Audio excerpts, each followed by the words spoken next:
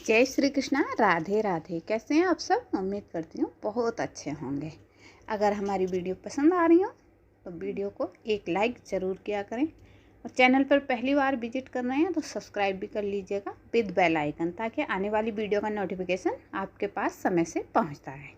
चलिए शुरू करते हैं। आज की वीडियो हम लेकर आए हैं जया एकादशी की व्रत कथा, वो भी पौराणिक व्रत कथा है। तो चलिए सुनिएगा ध्यान से।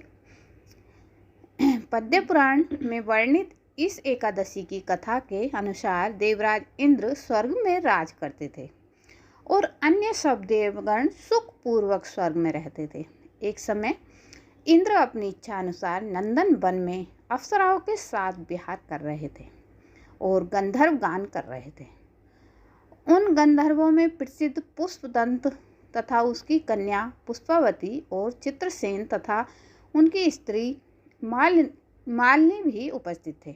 साथ ही मालिनी का पुत्र पुष्पवान और उनका पुत्र माल्यवान भी उपस्थित थे। पुष्पवती गंधर्व कन्या माल्यवान को देखकर उस पर मोहित हो गई और माल्यवान पर कामबाण चलाने लगी। उसने अपने स्वरूप लावण्य से हाव भाव से माल्यवान को वश में कर लिया। हे राजन, वह पुष्पवती अत्यंत सुंदर थी। अब वे इंद्र को प्रसन्न करने के लिए गान करने लगे, परंतु परस्पर मोहित हो जाने के कारण उनका चित्त भ्रमित हो गया था। इनके ठीक प्रकार न गाने तथा स्वर ताल ठीक नहीं होने से इंद्र इनके प्रेम को समझ गया और उन्होंने इनमें अपना अपमान समझकर उनको श्राप दे दिया। इंद्र ने कहा, हे मूर्ख, तूने मेरी आज्ञा का उल्लंघन किया है, इसीलिए तुम्हारा धिक्कार है। अब तुम दोनों स्त्री पुरुष के रूप में मृत्युलोक में जाकर पिशाच रूप धारण करो और अपने कर्म का फल भोगो।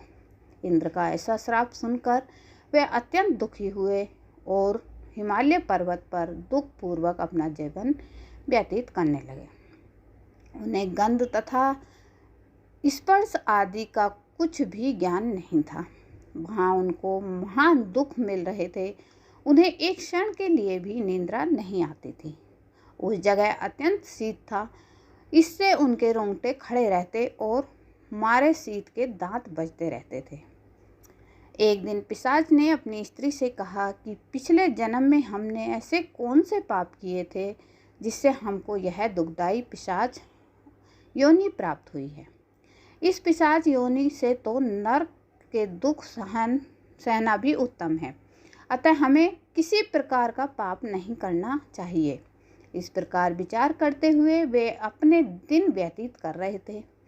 देवयोग से तभी माघ मास में शुक्ल पक्ष की जया एकादशी नामक एकादशी आई। उस दिन उन्होंने कुछ भी भोजन नहीं किया और न कोई पाप कर्म ही किया, केवल फल फूल खाकर ही दिन व्यतीत किया और सायंकाल के समय महान दुख से पीपल के वृक्ष के नीचे बैठ गए। उस समय सूर्य भगवान अस्त हो रहे थे। उस रात को अत्यंत ठंडी थी, इस कारण वे दोनों शीत के मारे अति दुखित होकर मृतक के समान आपस में चिपटे हुए थे। उस रात्रि को उनके निद्रा भी नहीं आई थी। जया एकादशी के उपवास और रात्रि के जागरण से दूसरे दिन प्रभात होते ही उनकी पिशाच योनि छूट गई। अत्यंत सुंदर गंधर्व और अप्सरा की देह धारण कर सुंदर वस्त्राभूषणों से अलंकृत होकर उन्होंने स्वर्गलोक को प्रस्थान किया। उस समय आकाश में देवता उनकी स्तुति करते हुए पुष्प वर्षा करने लगे। स्वर्गलोक में जाकर इन दोनों ने देवराज इंद्र को प्रणाम किया। इंद्र को पहले रूप में देखकर अत्यंत आश्चर्यचकित हुए और पूछने लगे कि तुमने अपनी पिशाच योनि से किस तरह छुटकारा पाया, सो सब बतलाओ। माल्यवान बोले कि हे देवेंद्र, भगवान विष्णु की कृपा से जया एकादशी के व्रत के प्रभाव से ही हमारी पिशाच देह छूटी है। तब इंद्र बोले कि हे माल्यवान, भगवान की कृपा और एकादशी का व्रत करने से न केवल तुम्हारी पिशाच यानी छूट गई, वरन हम लोगों के भी वंदनीय हो गए, क्योंकि विष्णु और शिव के भक्त हम लोगों के वंदनीय हैं। अतः आप धन्य हैं। अब आप पुष्पावती के साथ जाकर विहार करो। अतः इस जया एकादशी के व्रत से बुरी योनि छूट जाती है। जिस मनुष्य ने इस एकादशी का व्रत किया है उसने मानो सब यज्ञ जप दान आदि कर लिए।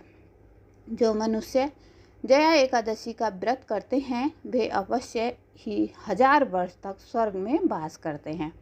ऐसी इस एकादशी की महिमा है। तो ये थी जया एकादशी की व्रत कथा आपको कैसी लगी ये बताइएगा। अच्छा, हिंदू कैलेंडर में के अनुसार माघ महीने की 60 तिला और जया एकादशी आती हैं। दुर्भाग्य, दरिद्रता, कष्टों से मुक्ति तथा मोक्ष प्राप्ति के लिए तो 60 तिला एकादशी का व्रत, जहां पर इस बार 6 फरवरी को रखा गया था, वहीं इसी माह में 20 फरवरी 2024 को माघ शुक्ल की एकादशी के दिन जया एकादशी का व्रत रखा जाएगा। तो जया एकादशी का व्रत रखिएगा और जया एकादशी पर यह कथा अवश्य सुनिएगा। मिलती हूँ एक और ऐसी ही वीडियो के साथ। जय श्री कृष्णा, राधे राधे।